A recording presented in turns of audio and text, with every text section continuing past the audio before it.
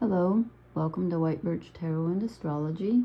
This reading is for Aquarius, Sun, Moon, Rising.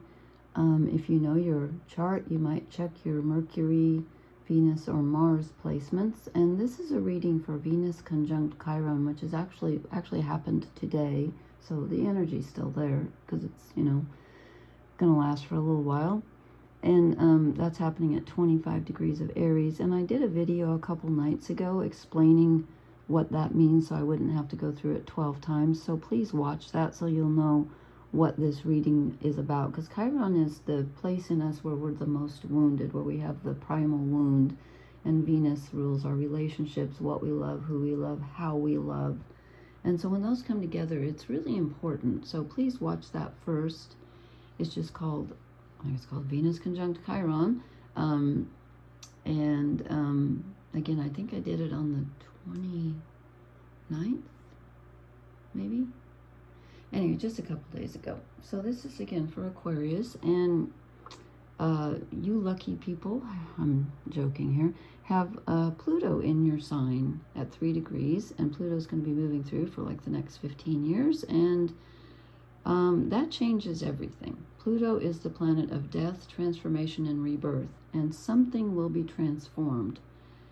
My sun is in Capricorn, and it just, what can I say? Pluto brings change. It really does, but it brings transformation. So it's not like all is lost, but it can be difficult and challenging. And this reading looks very challenging, to be honest with you. There's some good here, though. And what else? And this Venus-Chiron conjunction is in Aries, so that's, let's see, sextiling you, pretty much. So that's good. And Mars is in Leo, which is opposite you. And so that's a bit challenging. It can feel like, your actions can be a little bit like everything you do can be kind of not leading where you thought it was going to be. And you can have like physical tiredness and just feeling like things are kind of out of your control, or, just things can be kind of off when Mars is opposite you. And let's see what else we have. We've got the full moon coming up on the 11th in Sagittarius. And that will be interesting. And on June 9th, Jupiter moves into Cancer. So anyway, I will do readings for those. But so this is for Aquarius. And don't get scared off. That starts out a little grim here, but not terrible.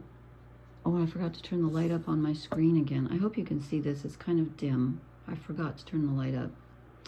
Second video I did. Okay. Anyway, 2 cards came out. This is the Wild Unknown Tarot by Kim Kranz. I apologize for my voice. It's very smoky here from wildfires. And I couldn't even go outside today. It was just really bad.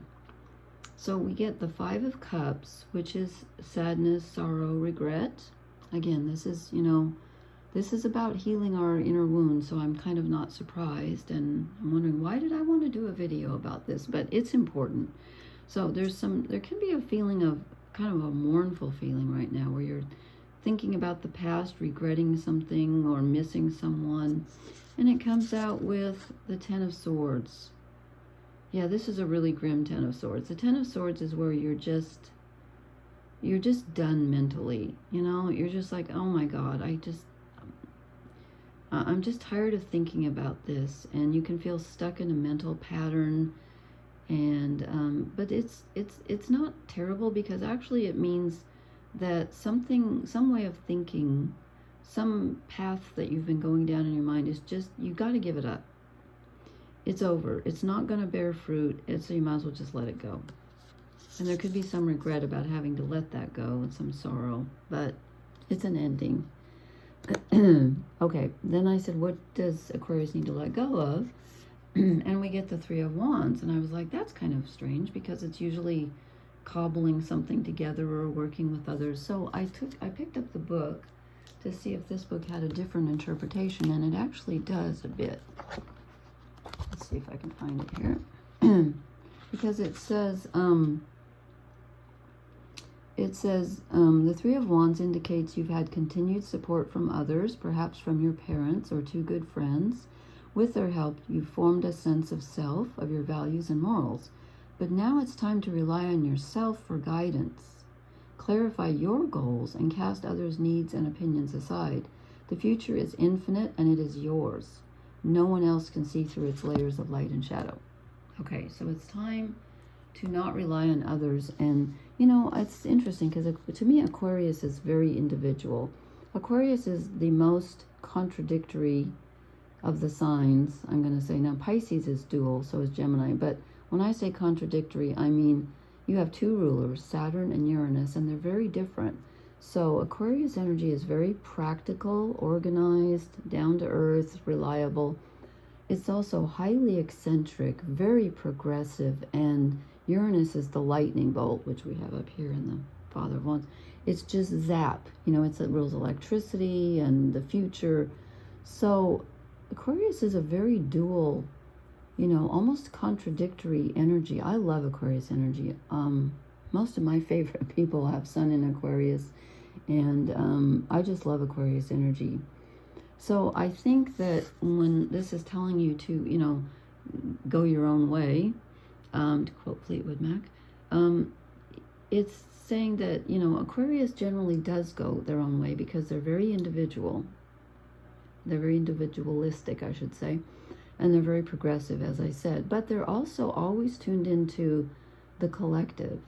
And they like the idea of everything being fair. And they're very kind to others. And they care about things like that. So they can sometimes be people pleasers. Even though, again, they can also be very eccentric. And there's a side of them that's just like, I'm going to do this my way. They don't always show that. But it's there, trust me. So I think this is telling you, you know, don't worry about what other people think right now. You go, you do you. Okay, then I said, what do you need to move toward? Well, we get the Three of Swords, yeah. Yeah, there's something that you need to look at. Probably from the past, because of the Chiron energy. There's a wound. That's what this reading's about, the primal wound. And loving it into integration and acceptance and all that. So how do we deal with those relationships that have wounded us? Whether it's a relationship with yourself or how others treated you. And again, I always maintain that if it's Chiron, usually came from childhood, because come on, where do we learn how to think and feel and relate to ourselves? From our parents and whoever took care of us, pretty much. It doesn't have to be. It could be a more recent wound, but I don't think so, since it's Chiron we're talking about. So you've got to look at the wound. You've got to process it mentally. It's probably going to come up, and so you might as well deal with it, because shoving it into the background just doesn't work. Then we have addictions and denial and all that kind of stuff. So I'm sorry this isn't a happier reading, but it gets better, trust me. Okay, then I said, what is the challenge? And we get the Hierophant. Okay, this is one of two things. This can be relying on your inner compass, your faith, your spirituality. If you have a religion or a belief system, whatever, it's holding on to that when the light. It's interesting, we've got the lightning striking on the card that's your challenge, and the lightning striking in the card above you that is the best possible outcome. So something strikes at this time. You're going to have a realization, I think, about your wound. And it's very important that you stick with your faith. And this can also be, the Hierophant can also be looking for someone to help you spiritually, finding something that can give you, help you find the way.